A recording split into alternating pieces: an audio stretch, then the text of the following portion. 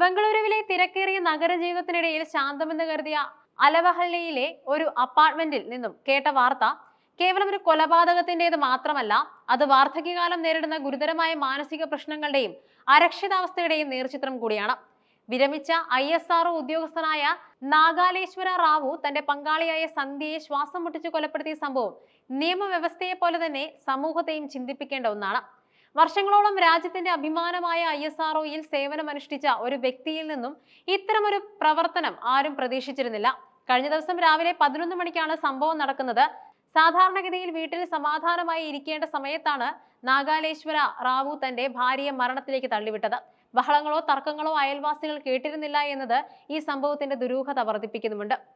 നാഗാലേശ്വര റാവു പോലീസിന് നൽകിയ മൊഴി തികച്ചും വിചിത്രവും അവിശ്വസനീയവുമാണ്. എന്റെ മരണശേഷം എന്റെ ഭാര്യയെ ആര് നോക്കും എന്ന ചോദ്യമാണ് ഈ ക്രൂരകൃത്യത്തിന് പിന്നിലെ ചേതോ വികാരം എന്നാണ് ഇയാൾ പറയുന്നത്. സന്ധ്യയ്ക്ക് തന്നെ കൂടാതെ മറ്റു ബന്ധുക്കളും ഇല്ലെന്നും തന്റെ മരണശേഷം അവർ അനാഥയായി മാറുമെന്ന ചിന്ത തന്നെ വേട്ടയാടിയിരുന്നതായും അദ്ദേഹം അവകാശപ്പെടുന്നുണ്ട്. ഭാവിയെക്കുറിച്ചുള്ള അമിതമായ ഭീതിയും ആശങ്കയുമാണ് തന്നിലെ ഘാതകനെ പുറത്തെടുത്തതെന്നാണ് ഇയാളുടെ വാദം. എന്നാൽ പോലീസ് പ്രാഥമിക അന്വേഷണത്തിൽ തന്നെ ഈ മൊഴികളിൽ വലിയ പൊരുത്തം കണ്ടെത്തിയിട്ടുണ്ട്. നാഗാലേശ്വര റാവു ഇവർക്ക് ബന്ധുക്കളില്ല എന്നത് സത്യമല്ല. ദമ്പതികൾക്ക് അമേരിക്കയിൽ സ്ഥിരതാമസമാക്കിയ ഒരു മകളുണ്ടെന്ന് പോലീസ് കണ്ടെത്തി.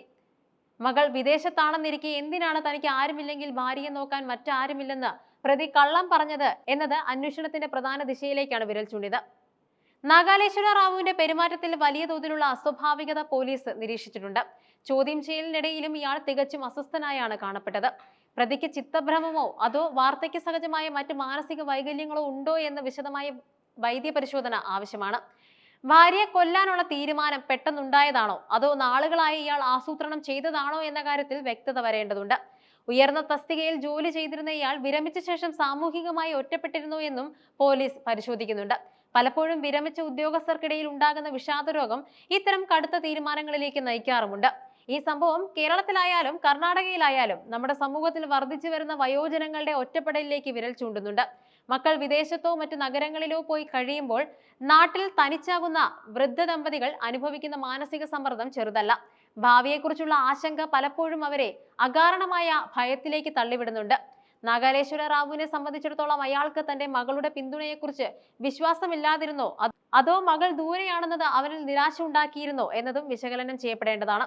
തന്റെ നിയന്ത്രണത്തിന് പുറത്തുള്ള കാര്യങ്ങളെക്കുറിച്ച് ആകുലപ്പെട്ട ഒടുവിൽ ജീവനെടുക്കുന്ന ഘട്ടം വരെ ഒരു മനുഷ്യൻ എത്തുന്നുണ്ടെങ്കിൽ അതിനു പിന്നിൽ വലിയ മാനസിക തകർച്ചയുണ്ടാകാം.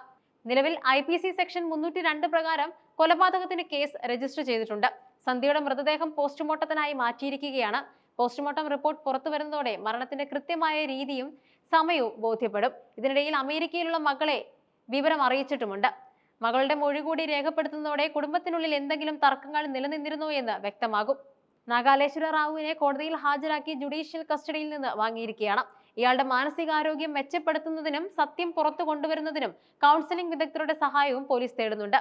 ഒരു മുൻ ISRO ഉദ്യോഗസ്ഥൻ കൊലപാതകിയായി മാറിയത് കേവലം ഒരു ക്രൈം സ്റ്റോറിയല്ല, അത് വാർദ്ധക്യം നേരിടുന്ന ഭീതിയെയും മാനസികാരോഗ്യത്തിന് നൽകേണ്ട പ്രാധാന്യത്തിന്റെയും വലിയൊരു പാഠമാണ്. ഈ കേസിന്റെ തുടരന്വേഷണം പല നിർണായക വിവരങ്ങളും പുറത്തുവിടുമെന്ന് പ്രതീക്ഷിക്കുന്നുണ്ട്. ശാസ്ത്രീയ തെളിവുകളും മൊഴികളിലെ പൊരുത്തക്കേടുകളും പരിശോധിച്ച് നീതി നടപ്പാക്കാനുള്ള ശ്രമത്തിലാണ് ബംഗളൂരു പോലീസ്.